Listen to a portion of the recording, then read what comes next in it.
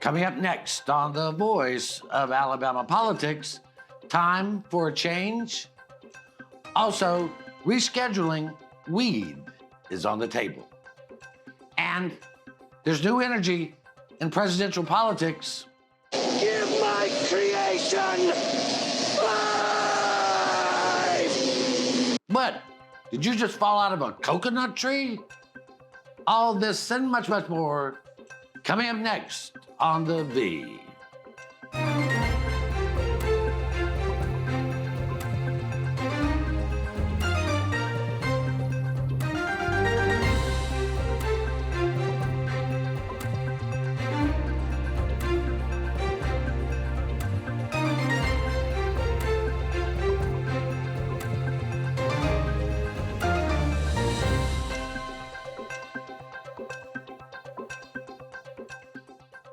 Welcome to The Voice of Alabama Politics, where we tackle the tough issues so you have the hard facts.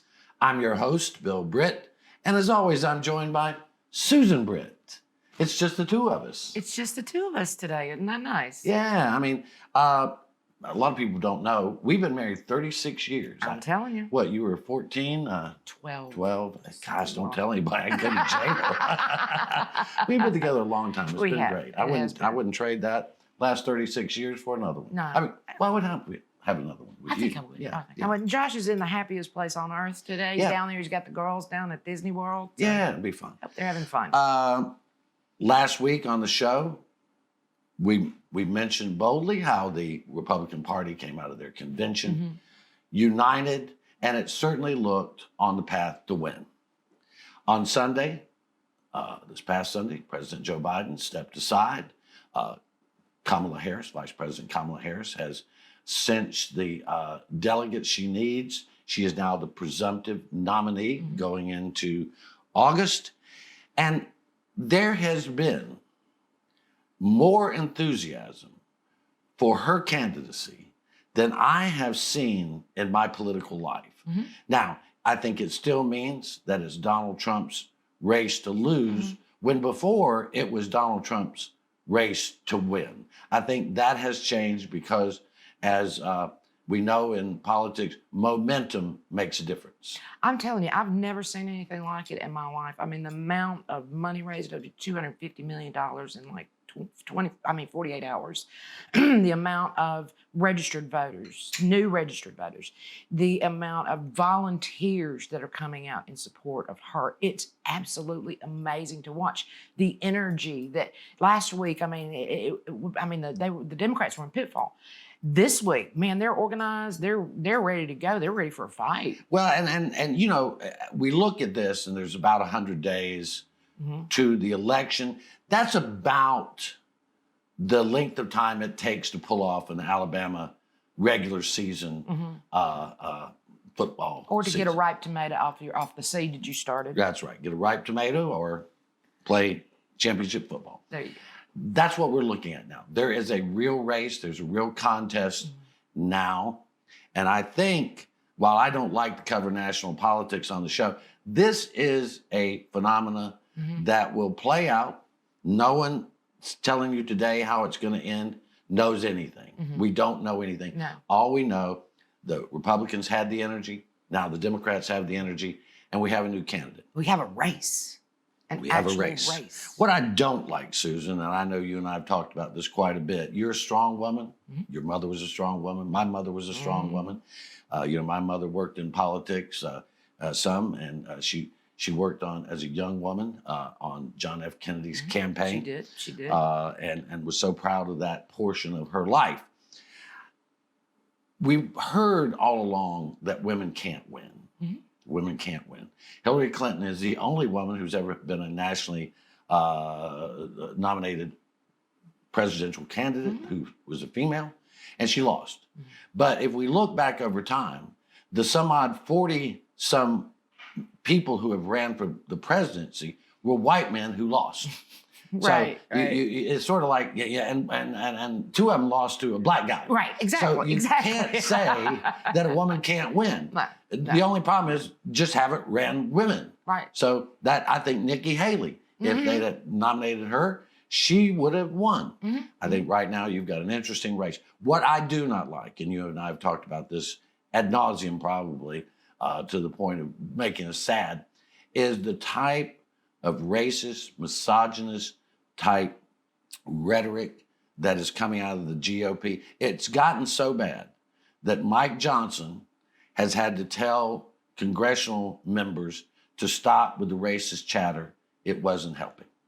You know, and a nice aside here that I'd like to bring up, you know, her name is Kamala, right? You know that means lotus. Really? Yeah. And if you have a problem pronouncing it, you know, basically you just say comma and add an L-A, so it's Kamala. But I can tell you what her name is not. It is not bitch. It is not Jezebel. It is not she slept her way to the top. It is not the inherited candidate. It is not the Hatui candidate. It is not the DEI candidate or the affirmative action candidate. Say it with me. Kamala. You might need to learn how to say that because the next thing you might need to learn how to say is Madam President. Susan, if I didn't know better, I'd say you were a little offended. Do you think? Yeah. Women have had enough of this. She earned her place. We have worked our tails off to get where we are as women, and I will not, in my presence, allow anyone to use any of those words or any of those terms. I have never been one to disparage women. So I married you. Yeah, or because my mother would have slapped the taste out of my mouth. Absolutely. And you would too. You know it. So I don't like that. I don't like it, and I've done it myself, disparage men. But and it's not because I think women are the fairer sex, but they are our mothers. And something about mothers makes me want to be a little bit soft because I so adored my mother. But I think it's going to be interesting because you've got a lot of energy among young people. I mean, the memes are through the roof. The young people are energized. They're getting out. They're getting involved, which they were. I mean, I talked to some young folks that I'm around a lot that weren't even going to vote, but now are not only going to vote, they want to get involved. Yeah, they have hope. And we've talked to working class folks in our neighborhood and stuff who have said that they are excited now. And they actually are people that were not excited about voting for Trump or Biden and may have wanted to vote for Trump, but they were so excited to have another choice. As one mother of, I think 4 or 5, said she wants her country back and she feels like there's an opportunity here. Now, again, I think this is, everybody has an opinion about what that means, but I think we have a choice now, not between 2 old guys, but 2 different visions of America. And I tell you something else you're going to have to watch here is women. Yeah. Women are angry. Women feel displaced, feel like we're being pushed back to the back bench. I mean, you look at J.D. Vance that wants to actually take a woman's vote away from her. And they don't feel like they supported Hillary enough to get us over this hump. And I think that the women and the young people are going to be what to watch in this. Well, you can love her, you can loathe her. Same with Donald Trump. Yeah, exactly. But you need to vote for one of them. Vote. Just get out and vote. You're watching the voice of Alabama politics. We'll be right back.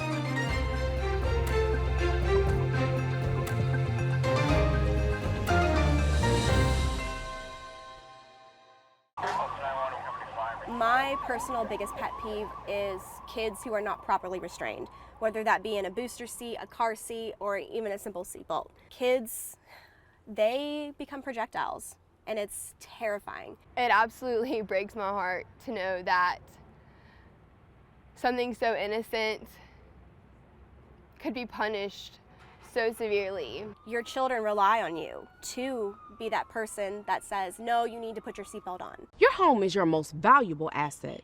But what if someone tried to steal it from you? Property fraud is one of the fastest growing areas of fraud in the country today. As a district attorney, I've seen firsthand the devastating effects of property fraud. That's why I'm proud to support the Montgomery County Probate Court's REACT program. REACT is designed to protect your property and to give you peace of mind. By signing up, you'll receive an email notification if a document is filed against your property. This program is a game changer. It has the potential to prevent fraud and protect countless homeowners throughout Montgomery County. So don't wait. Sign up for REACT today and protect your home. Protect your home with REACT. Sign up today.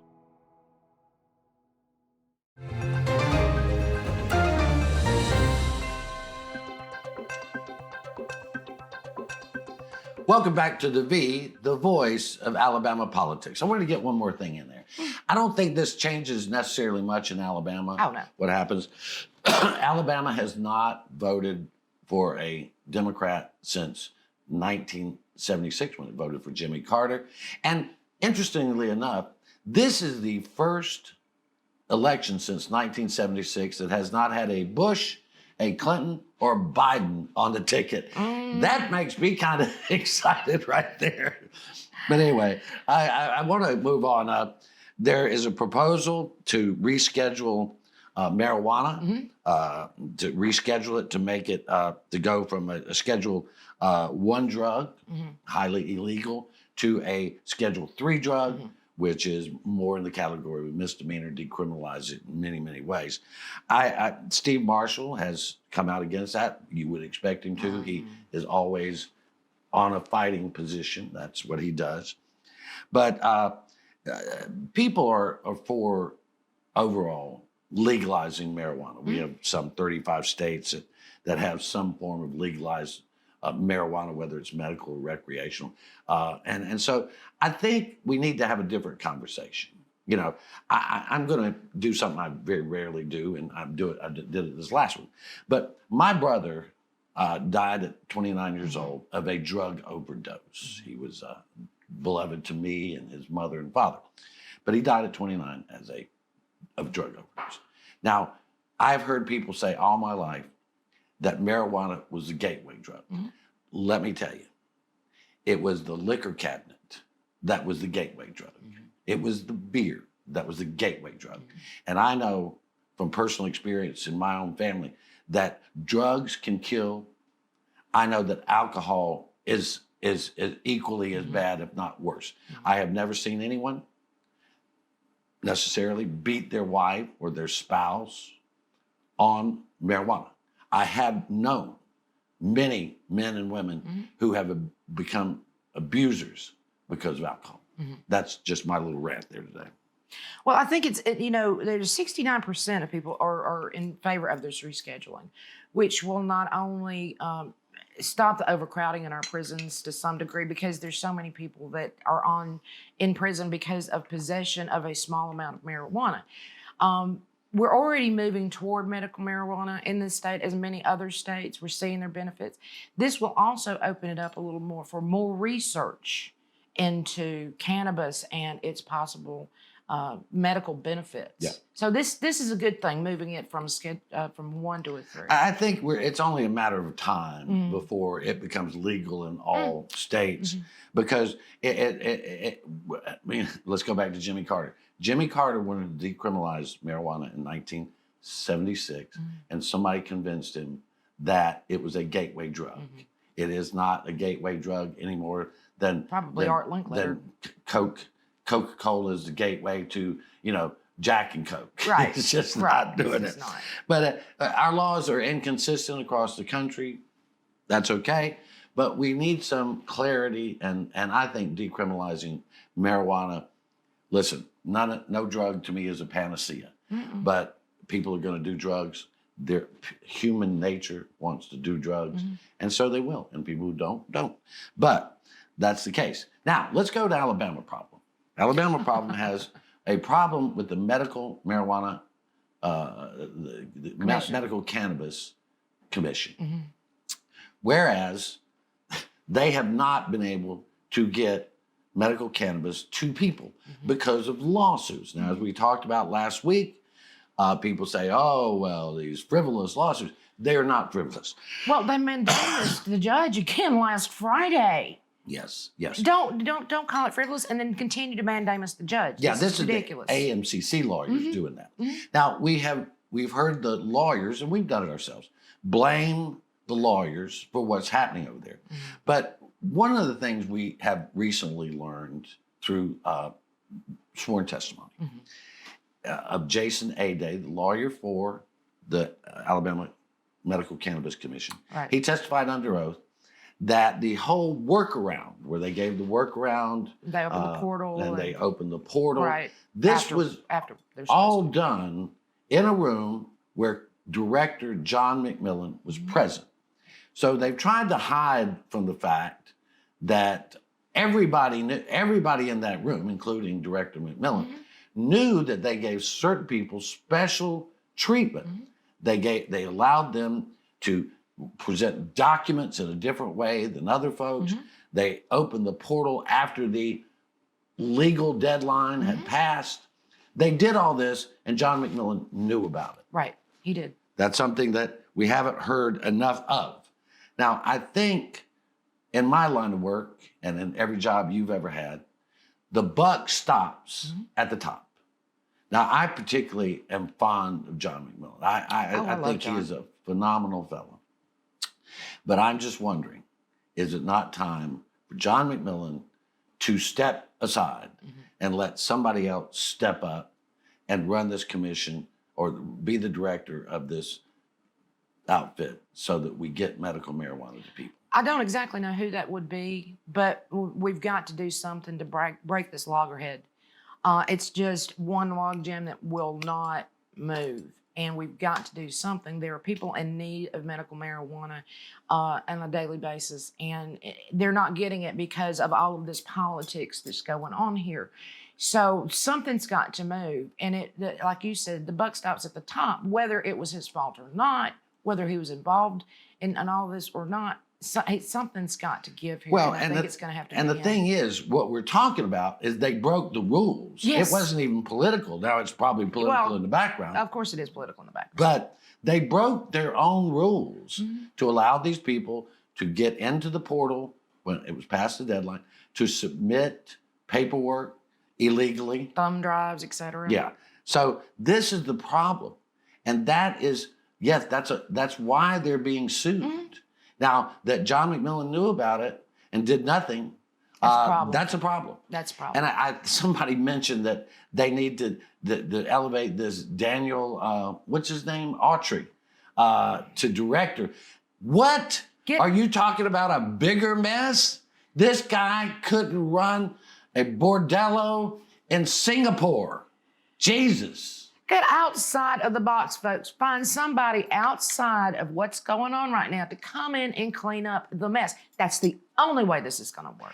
Anyway, no offense to the bordellos in Singapore or Bangkok or anywhere else, even in East Gadsden. You're watching the voice of Alabama politics. We'll be right back.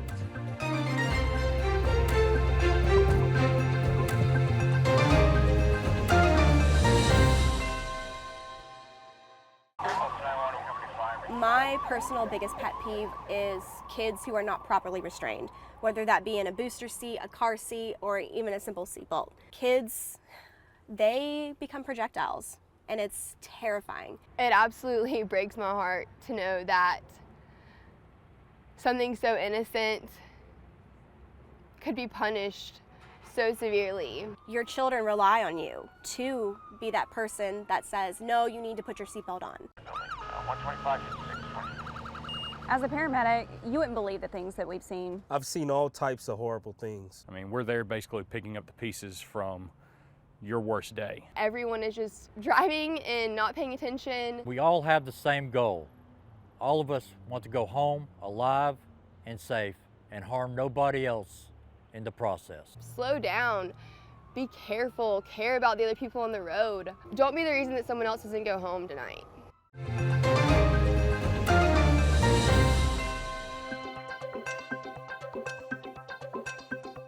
Welcome back to the voice of Alabama politics.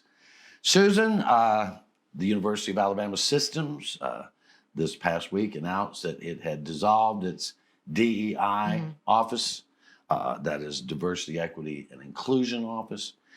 And they did so to respond and be in compliant with SB 129, which was the bill that outlawed any state funding for DEI. It also went into bathroom bills, who can use a bathroom, who can't use a bathroom, who needs to use the outhouse, who needs to go in in the bushes. They sort of laid that down. This was all political. It was not policy driven. It had no thought to it other than police the Republican base. Now, they have complied. Now, there are some go, oh, no, they didn't comply. Just change it around. If you look at the laws and you look what they've done, the University of Alabama system complied. Now, they complied with what I find is a stupid and offensive bill because it does hamper educational freedom, freedom of thought, freedom of expression in ways that I would not have thought we would see on universities. You go to the Sorbonne in France and try to do this mess, you will have 1 million Parisians in the street with bagels. And baguettes. I meant baguettes. And baguettes. You have to go to New York City to get a good bagel. Yeah, no doubt about that. Well, and I have to hand it to the university, and they went ahead and are implementing it before the fall semester gets in, even though they don't have to do this until October 1. It's now will be replaced by the Division of Opportunities, Connections, and Success. And also the University of Alabama at Huntsville and Birmingham are also closing their DEI offices as well. And Troy did this a couple of weeks ago. This is going to happen all over the state. I think it's bad law, and I think it will have ultimately bad consequences. Because once again, and listen, I may be a foolish American, but I believe that people should go to universities to hear diverse ideas, ideas that they may not agree with, that mommy and daddy may not agree with, that politicians may not agree with. I think they should hear a diverse of opinions and ideas and understand things that maybe aren't clear. I mean, America, we have the most radical government in the world, and I love it. But they're trying to put it into a neat little box. And the kind of republic we have doesn't fit into a neat little box. No, it doesn't. And you keep saying a word here, think. You're supposed to go to university to think. You're supposed to go to university to hear diverse ideas, to teach you how to think, not be spoon-fed. The idea is to learn how to think in a different way. And with doing this, they're as you said, putting everything in a box, and it's supposed to explode out of a box. Well, and you know, when this country was founded, it was founded on the fundamentals of freedom. Freedom of the press, freedom of religion, freedom of expression. These freedom from the government. And what we've done over the last several years is we've tried to truncate the meaning of freedom to mean my version of freedom. Exactly. Instead of our version of freedom or your version of freedom. You know, I may disagree with what you say or what you believe, but I believe as an American, you have a right to believe it and say it and do it. And I have a right to disagree with it, but it doesn't mean we have to fight over it. No, it doesn't. And it doesn't mean we need to pass laws Certainly to limit not. what people can say and think. That is the most un-American thing I can think of. It is not an American thing to limit discussion to, you know, whether it's left, right, or center. I think people, when they go to school, should learn that. I mean, I went to a performing arts school, and I also went to Bible study. And so I got a diversity of views, and that has informed me. Right. And I know in this they have divisive concepts, of course. If you don't learn from the past, whether it's painful or joyful, you will not learn what not to do in the future. Yeah. Yeah. We learn from our mistakes. We learn from our past. If you shut that off, then where's the learning? Well, this divisive concepts includes ideas like, you know, racism in America, the segregationists, the Civil War. They want to paint a whitewashed picture of the past. The past is never pretty. No. It's not pretty. And when they look, the historians look back on this current time, 50 years, 100 years from now, they're going to see this as a terrible time in the United States, but also a defining moment. Because we are moving right now to determine what type of United States we are. Is it a free United States? Or is it, what kind of freedom do we have? And I think that's important. But on a lighter note, the Alabama delegation, along with Katie Britt and many of our local representatives, went to Great Britain. They did. You know, and they went to the Farnsworth Aerospace, or the Farnsboro International Air Show. And Alabama has benefited greatly from that show and from the Paris Air Show. I know Katie Britt led a contingency, and she came back with glowing reports of the success. I know our Department of Commerce, A bipartisan one of that. has done the same. And I think this is very good for our country. I know sometimes we complain about the junkets that these guys go on, but this is an important thing. It is. We have over 300 aerospace companies here in Alabama, and this is really important to us because just last year we saw a 23% increase in exports of aerospace products and parts, resulting in $2.1 billion with a B, 45,000 jobs generated, $6 billion in economic activity as a result. I mean, it's very important to the economic growth of Alabama, our aerospace industry. Yeah, and we need to do more even to embrace this area. Of course, if we look back last week, Neil Armstrong on the 20th of July landed on the, put his foot down on the moon. He got off the lunar lander and walked on the moon, first man to ever walk on the face of the moon. And much of that success of that flight was due to the work that was done in Huntsville, Yes, at it was. Redstone Arsenal. Redstone Arsenal. Still a jewel since 1969, and a phenomenal place to live. And I worked in Von Braun's bunker for a while myself. You were in that space business. I was weren't you? in that space business Silly for a while. you got out of it. I know, right? Somebody wanted me to start a newspaper, I think. Oh, well, you can't blame everything on me, but most of it you can. Hey, you've been watching the voice of Alabama politics. You watch us because we watch them.